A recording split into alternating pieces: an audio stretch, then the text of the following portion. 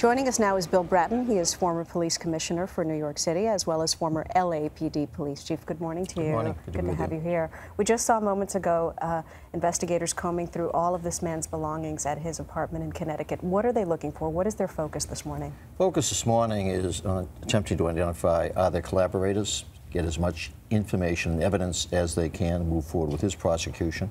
Also to try and determine, was this a singular event or was this part of a multiple series of events that might still be unfolding? So there's a number of avenues that these various teams will be pursuing, and pursuing very aggressively. So interesting, because Saturday night, everybody described it as, it seems like a one-off, it seems like a one-off, which means a person acting singularly. Now we know this guy has roots in Pakistan, has spent considerable time there within the last couple of years.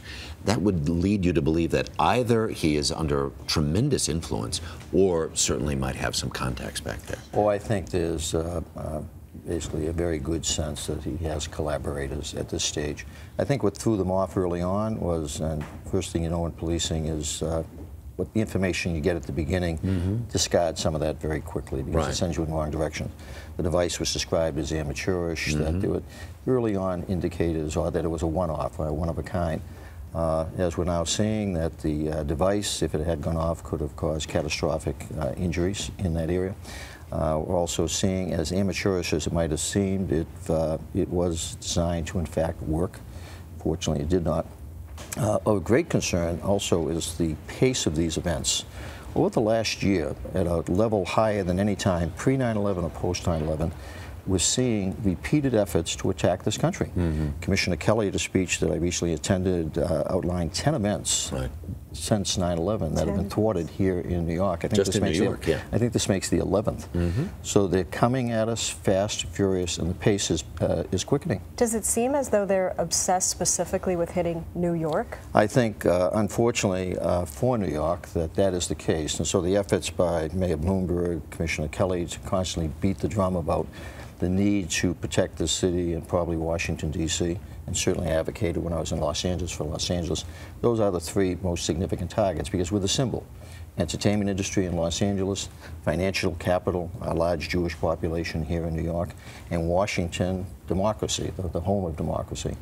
So we are in for a long haul, a long fight. And I wonder if there is some sort of morphing or sort of a difference in if this gets tied back to Al-Qaeda. One of the things that a lot of experts have said is Al-Qaeda wants the big act. They want the phenomenal World Trade Center style attack again. This may be a completely different philosophy to do more of the one-offs, as opposed to taking down a plane. What if we just go into the Mall of America or Times Square and set something off like this? Well, as we saw those two young men, the sniper incident in the Washington, D.C. corridor a number of years ago, they terrorized the whole of the East Coast of the United States, just two characters with a sniper rifle.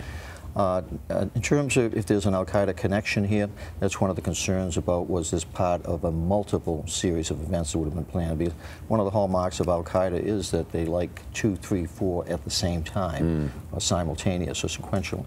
So that's an avenue to pursue. Also, this guy, by all accounts, was operating totally below the radar. He was on nobody's watch list. He was not showing up on anybody's radar, if you will, reinforcing the importance of local police, local communities. I watch, you watch, we all watch.